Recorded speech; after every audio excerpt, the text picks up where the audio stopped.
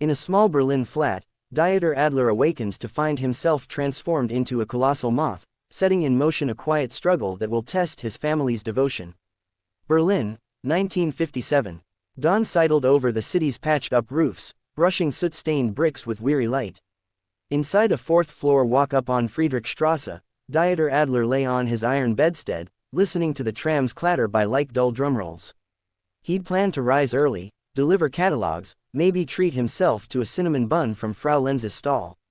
Instead, a shiver seized his spine. He stretched, but his arms scraped the headboard with a rasping click. Something thin and jointed jutted where his elbow should be. Panic buzzed louder than the city outside. He tried to call for help, but only a dry hiss slipped past mandible-shaped lips. Moments later, his mother, Marta, knocked softly, worried by the silence. She entered, saw the creature, half man, half midnight moth, curled in Dieter's sheets, and stepped back though her heart surged forward. Her scream never came. Love blocked the path. Behind her, Vader Karl, still in his railway overalls, stared in mute terror while little Anya, clutching a cracked porcelain doll, blinked at the monstrous silhouette. Within seconds, shock rearranged itself into frantic resolve. Sheets were pulled, windows latched, and prayers murmured in a trembling dialect of dread and devotion.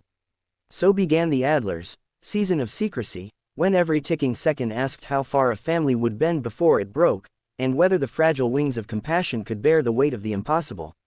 The apartment becomes a cocoon. Marta Adler moved first, instincts sharp as sewing needles. She tugged shut the lace curtain, fearing a curious neighbor might spy the silhouette now quivering atop rumpled sheets. Dieter's new form filled the space with an acrid musk, like singed feathers and evening rain, that clung to the wallpaper. Karl leaned against the doorframe, knuckles white around his lunch pail, each ragged breath a question he couldn't voice. Anya, only 12, pressed her palm to the chipped paint, whispering her brother's name through the keyhole. From that morning on, the apartment shifted from ordinary dwelling to fragile cocoon. Every creak of the landing became a trumpet blast of danger, every knock a prelude to disaster. Night after night, Marta risks everything to feed and comfort her transformed son, while secrecy wraps the apartment in fragile resolve. Dieter, now mute but keenly aware, watched through multifaceted eyes as his mother draped quilts across the wardrobe and taped towels under the door to muffle sound. When the postman arrived, Marta met him halfway down the stairs, claiming illness. She began shopping in pre-dawn markets, where shadows hid the worry etched across her face. Bread, potatoes, tinned sardines, she bought only what she could carry quickly, always scanning alleys for gossiping eyes. Inside, Karl ripped up parquet boards to repair the sagging ceiling below Dieter's bed, blaming wartime damage should the landlord ask. But the landlord didn't. Rent came on time, wrapped in newsprint scented faintly with moth dust. Days blurred into weeks. Karl worked double shifts shoveling coal on the S-Bahn, his body shrinking under soot and silence. At night, he read aloud from adventure magazines, pretending the rhythmic baritone of his voice nourished his son more than food they could scarcely spare. Marta knelt beside Dieter, spooning watered-down honey between his mandibles, humming lullabies that once soothed childhood fevers. Each visit left her sleeves smudged with gray scales, yet she never flinched. Love, she decided, wasn't a feeling, it was an action repeated until fear gave up. In the dim kitchen, Anya drew pictures, her brother soaring above Brandenburg Gate, wings ablaze with starlight, then slipped them under his door. Certain art could build bridges where words had failed. Cracks in the wall of silence. Winter crawled over Berlin, edging windows with frost ferns that mimicked the delicate tracery of Dieter's wings. Fuel rations shrank, and so did Karl's wages when a derailment overtime bonus vanished under bureaucratic recalculations. Hunger gnawed louder than the rattling radiators. Marta began pawning heirlooms, a silver locket, grandfather's pocket watch, to pay rent and hush inquisitive neighbors with small gifts of ration coupons. Yet still, rumors floated through the stairwell, strange smells, thumps at night, muffled clicks like knitting needles striking glass. Frau Engel from downstairs quipped that rats the size of dachshunds were nesting above. Her joke found eager ears. As suspicion grows, the family faces mounting pressure to keep Dieter hidden, each visit from outsiders tightening the web of fear. One blustery afternoon, the landlord arrived unannounced, demanding entry to check a reported leak. Panic ricocheted through the flat. Marta stalled him at the threshold, citing a contagious cough. Meanwhile, Karl dragged Dieter, now weak from malnutrition, into the linen cupboard, his wings brushing plaster, leaving silver dust in the dark. The landlord, unconvinced, pushed past Marta. Anya leapt between them, pretending to faint. The distraction worked. He retreated, muttering about delinquent tenants. Later, the family collapsed together on the corridor floor, breathless at their narrow escape. Tears mingled with nervous laughter. Dieter's antennae twitched, sensing the fragile hope hidden inside their exhaustion. But strain showed in new ways. Carl's cough deepened, soot lodging in his lungs like barbed wire. Marta's fingers cracked and bled from endless scrubbing to erase any trace of insect residue. Anya skipped school to watch over her brother, her grades slipping like loose buttons. One night, when a freezing pipe burst, Dieter dragged himself from hiding and, using strength he scarcely possessed, pressed his armored thorax against the rupture until Carl found a wrench.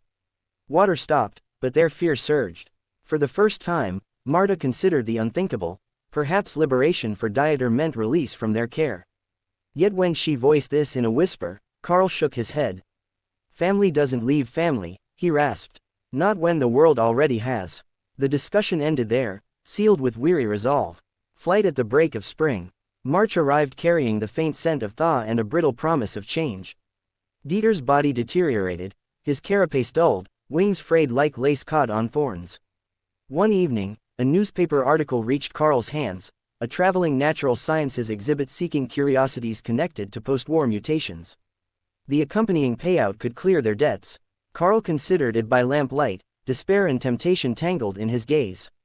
He folded the paper away, ashamed it had ever touched his thoughts. Across the room, Dieter's compound eyes reflected the flicker of flame, unreadable yet painfully human.